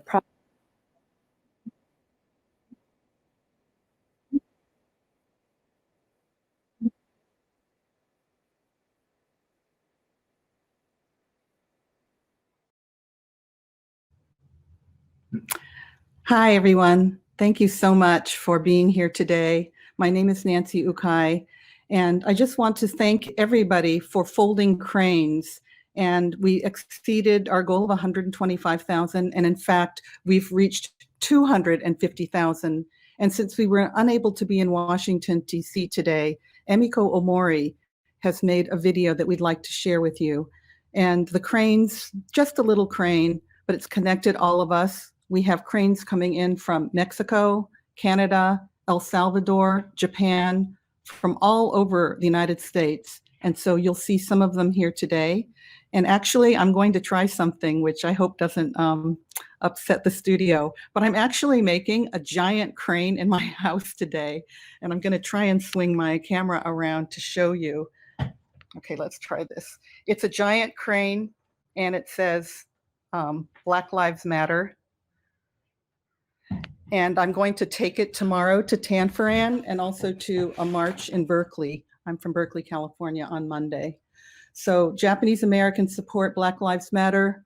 Sudo for Solidarity supports Black Lives Matter and all racial justice movements. So please enjoy this video. The Sudo Committee thanks you. And we will continue to fold cranes, and we will continue to let you know how your work can support children, separated families, and all people who are striving to have freedom and humanity. Thank you.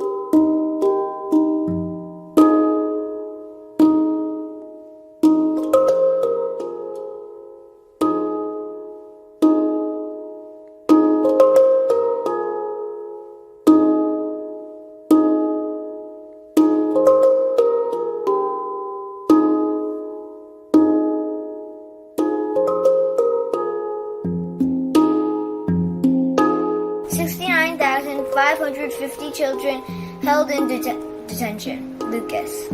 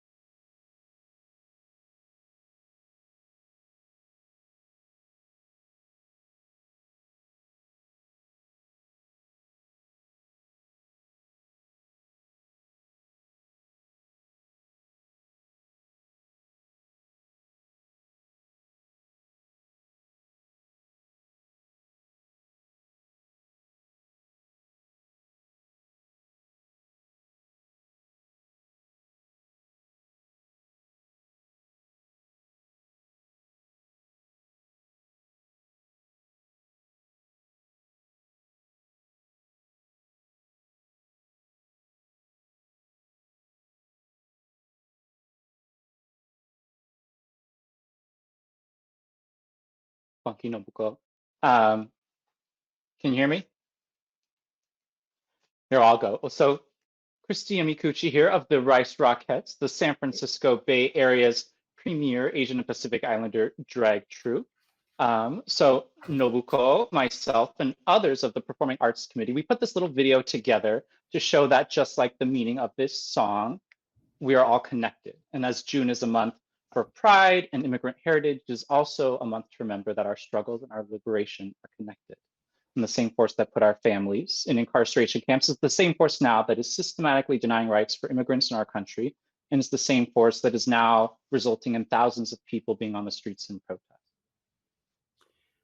So it's a great honor to be here with you. Thank you so much for making me part of this really such a creative, widely diverse kind of a program that we're doing.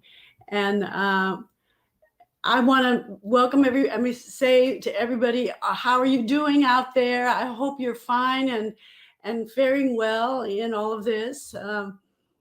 And thank you for joining us for the Tsuru for Solidarity movement. And we are a movement for sure. And one thing that we're learning from this pandemic is that we are all connected. There's no denying this. Another thing is that we're standing up for our beliefs, like we're doing for Black Lives Matter, is the only way to let our voices be heard and push for profound change in this country. I'm so proud of people for doing this, for you all. And I've been around for a while, and I've never seen anything like this. We're really in a different place than we were in 1968. And hopefully if we keep the pressure up, we can make systemic changes in this country. And I think an important part of that is using the arts. So this piece, Bambutsu, which comes from the FandangObon Festival of Art, Culture, and Earth, which is now in its 8th year. We dance in a circle. We share Obon, we share Fandango, we share African dance, we share Muslim Sufi spinning. And yeah, so today with Bambutsu, we found a new way, despite a new way to circle up, despite shelter in place, despite the attempt to keep us separated. So many people from all around the country and actually around the world have contributed to this next creative piece, which Nick has put together. The other Nick, yeah, who has put together an amazing piece and really shown how they can't destroy our connection no matter what they do. We're here together. So thank you all for making this a joyful, wonderful program, deep and diverse. Thank you so much. Yes, thank you all for joining us, and thank you to my drag inspiration, Nobuko.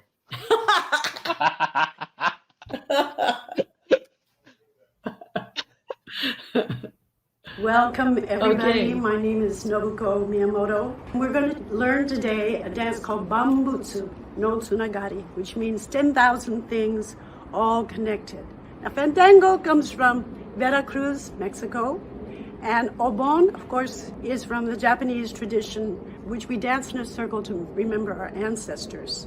I'm going to teach you this simple dance, only 4 steps, very easy, okay? So this is the fun part. You are going to put yourself before your camera, and you're going to shoot yourself doing the dance.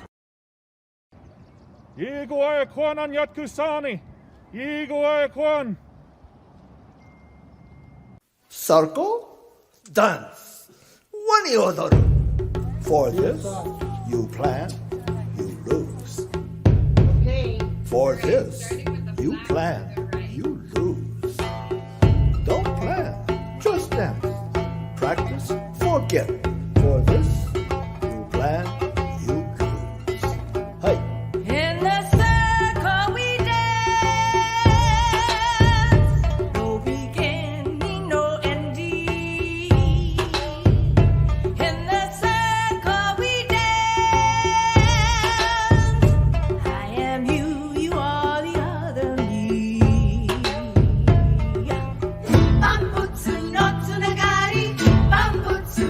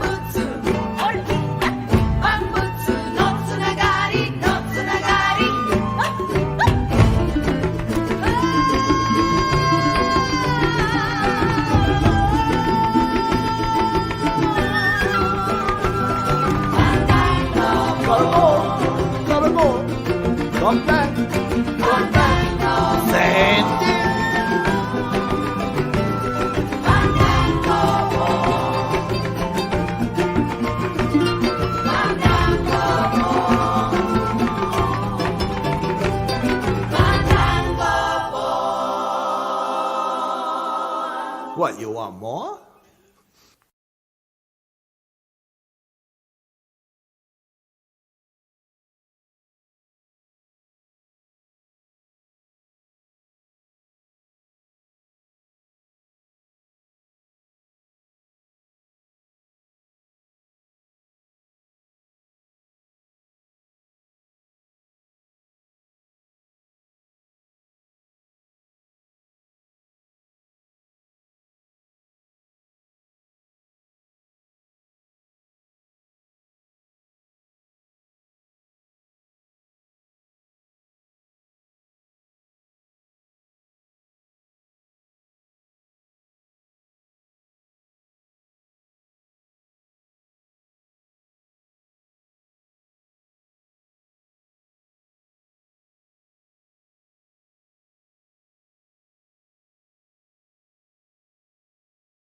We had our Taiko group. We had, oh my goodness, we had, well, Erin and Joy were thanking folks, but also we had Kishi, Bashi, and Soji, and the Grateful For with that beautiful remembrance piece, you know, and here we are dancing.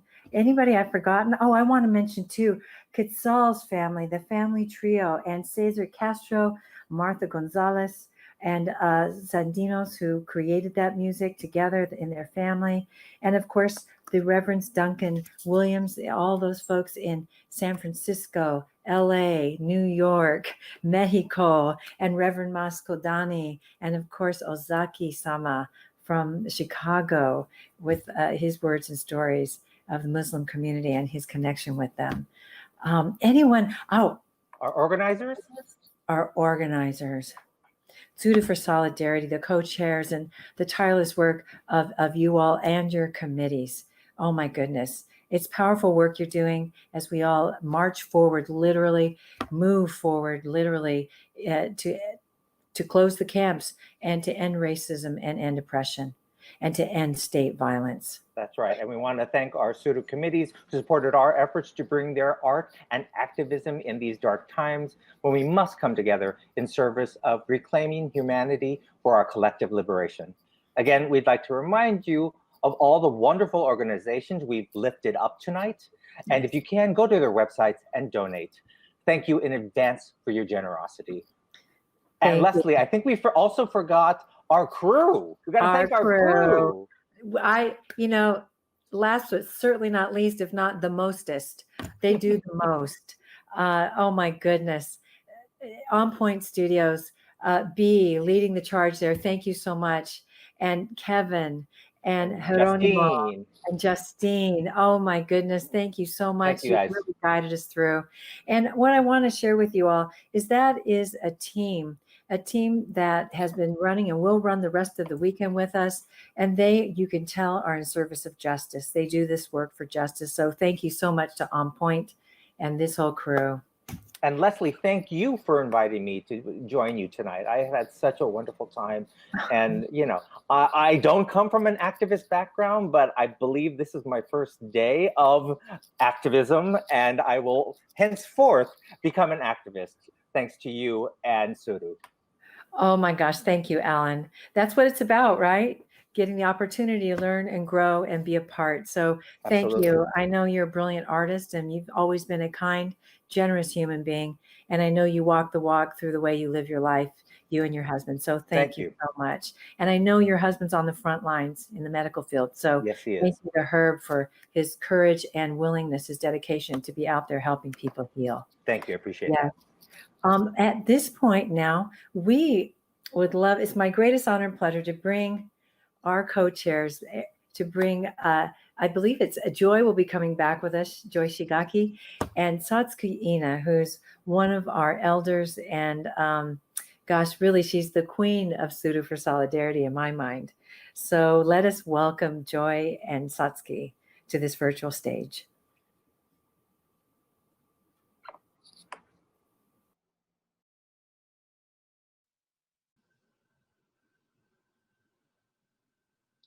Well, I'm not exactly Satsuki Ina. You are not, but you are I'm Mike Ishii, and it is good to have you here. Yes. Well, we want to say thank you after an incredible, powerful day. I mean, the feeling of Kimochi this afternoon and the morning of a real deep examination of how we stand in solidarity with our communities. But tomorrow is another really incredible and powerful day. Tsuru takes flight across the country, and we want to invite you to join us for live direct actions that'll be happening here on this website. So please come back. And depending on your schedule, your morning Sunday schedule, there will be a number of live actions that you can watch between 7 a.m. Pacific time and noon Pacific time. So if you're on the East Coast, you can watch earlier. West Coast, watch a little later. So again, please come back here. And again, our direct actions are calling for the release of all ICE people in detention because of COVID. And as a reminder, and you've been hearing this today, to protest state violence, the state violence against Black lives. That's really critical to us. And Mike will be a co-anchor with Lisa Doi, our other co-chair, and really being able to provide more context to what you're going to be seeing, the work that's happening on the ground.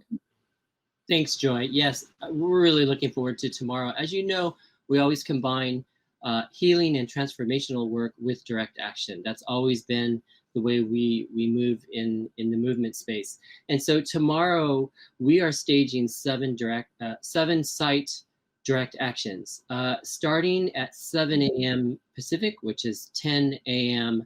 Eastern. We will go live stream here, right here on the website. We'll also be broadcast on our social media channels and YouTube. We'll start in Washington, D.C., in front of the White House.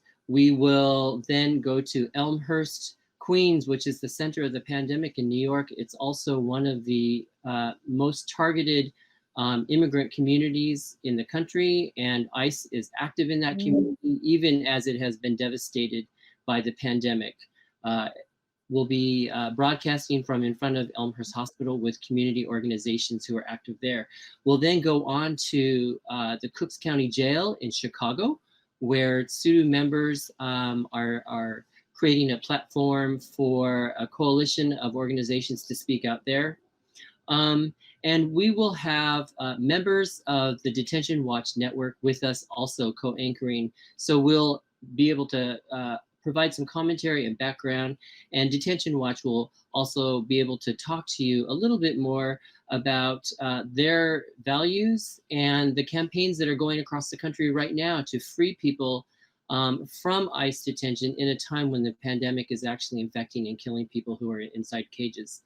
And of course, all of this carceral history and prison industrial complex oppression is affecting not only immigrant and detained folks of mostly Latinx, but also Asian and other backgrounds. But this whole is related to also keeping Black people oppressed and killing Black people. So the protests tomorrow are also about defunding police and uplifting Black lives. Starting at 10 a.m., we'll have a second 90-minute session that will broadcast live. That's 10 a.m. West Coast, and that will be 1 p.m. East Coast. And we'll come back again for a second round with Detention Watch, and we're going to broadcast live from the Northwest Detention Center with La Resistencia in Tacoma.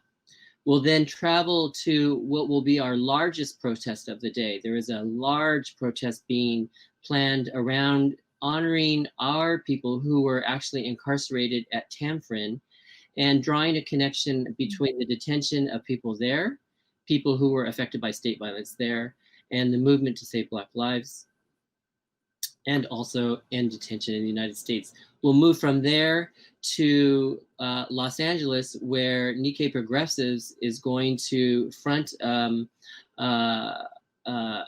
press conference and public speak out with Inland Coalition and other Bashi and other community organizations fighting against detention and for Black lives. We will round out the day with the Berks Coalition, the Shutdown Berks Coalition in Pennsylvania.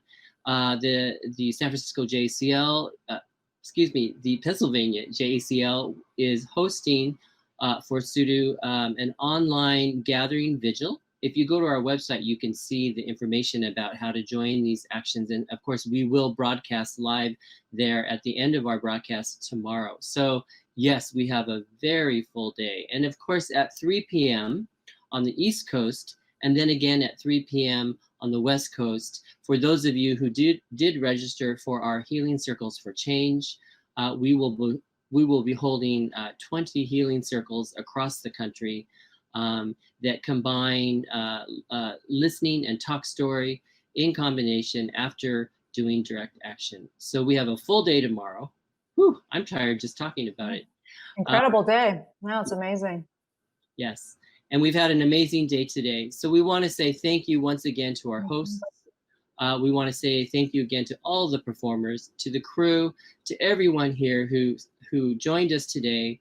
The conversation is just starting.